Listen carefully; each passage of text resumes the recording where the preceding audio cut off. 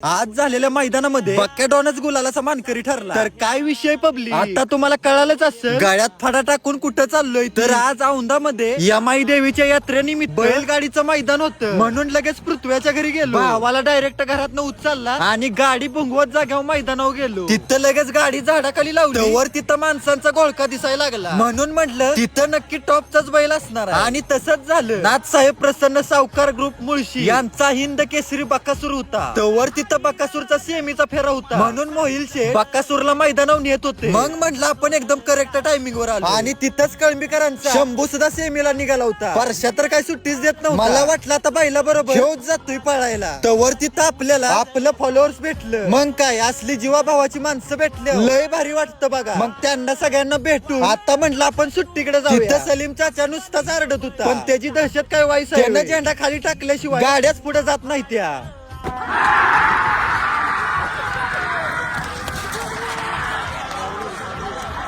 तवर तिथं फायनलचा फेरा सुटणार होता, म्हणून मी आपलं बक्याजवळ येऊन उभं राहिलो. पण त्याची नजर तर बघा, जसा झेंडा खाली पडला तर त्यो गुलालाशिवाय थांबतच नसतो. आणि आज पण तसंच झालं. आज झालेल्या औंधाच्या मैदानामध्ये 1 नंबरचा मानकरी बक्या डॉनच ठरला. तर व्हिडिओ आवडला असल्यास लाईक आणि फॉलो करा की राव.